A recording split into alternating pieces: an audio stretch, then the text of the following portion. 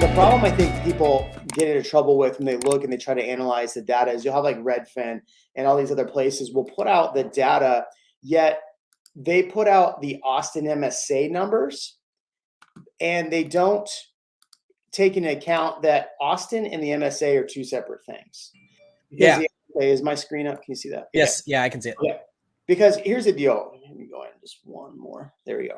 Here's the deal. So this is the Austin MSA. It shows the pricing around 436.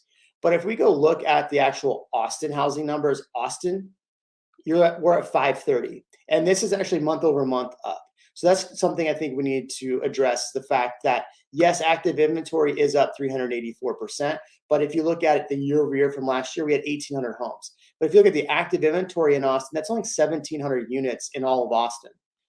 That's not a lot. And then on top of that, if we look at the MSA, which is Pflugerville, Round Rock, Georgetown, Kyle, Buda, it's basically five counties, right? Travis County, Hayes, Williamson, Caldwell, and Lemoore. That's 7,100 homes in 5 counties. So you're going to get counties that are struggling right now because they're building a lot of inventory. So when you're seeing prices drop, or when somebody says that 35% of homes are dropping, we need to look at a couple things, Ian, right? We look at the fact that if you're looking at the MSA data, you're looking at everything. You're looking at, you're talking, it takes an hour and 15 minutes to get from Kyle all the way to Georgetown. It's not, we're talking a long stretch of highway there, but still 2.6 months inventory for all of that. And if we look at Austin, it's 2.1, I believe, 2.2. The second thing, Ian, and I want to get your opinion on this, but I need to get all this out of my head first. The second thing is that 35% price drops. I went through, Ian, and I thought it was hysterical because I looked up and found that over 40%, almost 40% of the inventory on the market right now is new construction. But here's what new construction's doing. They're increasing and decreasing, increasing and decreasing, increasing and decreasing. I had some screenshots that I was going to put in a video. It was wild. So the tactic to get those houses to populate on the MLS and refresh is just to increase the price or decrease the price for some of these builders. So that's why you're seeing so many homes price decrease, is all these builders keep price decreasing and then increasing the next day. It's wild. When you start talking, I'll bring it up. The other thing is 35% of price reductions.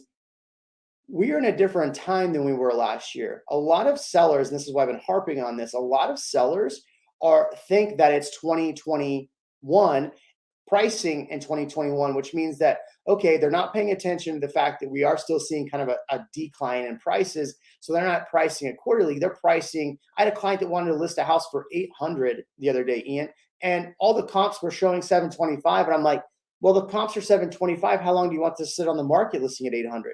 So that's a house that would price decrease. I had another client that wanted to list higher than I told them to. That house, we just price decreased. The homes that my clients just listened to me and priced, we are under contract at list price or higher. So I want to get your take on that as well, Ian, and I'll pull up that other stat as far as them increasing and decreasing prices. But what do you think as far as price decreases and all of that from this? There's so much there to unpack. So I think the first thing I want to talk about is, if you look at the market right now, based on what's closed and what's newly listed, we have 790 or so new listings, and we have 720 closed listings. Our houses are moving, right? So that's really important. But what you said about the sellers still thinking it's 2021 is really, really, really important. What I'll say is a lot of people are getting more realistic about those numbers, but you have to think about their circumstances and why they're moving. The motivation for people moving, if they lost their job, Facebook, they've let go of, what is it?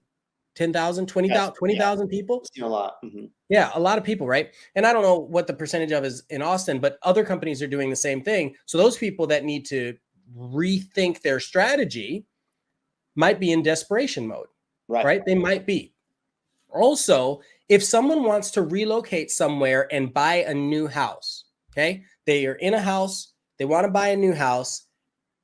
While they're thinking, I can get a deal on this new house that I buy, they're still going to end up where the buyer is doing that same thing for them. And that is such a huge concern for most people. So most of the listings that I've been having the conversations with in the last 2 weeks have been related to people that want to buy something. They're ready. They want to buy. They know this is the time for them. They want to get settled in their new spot. They've been in Austin for a year, 2 years, 3 years. They want to get settled, but they have to sell their house and they don't want to lose money on it.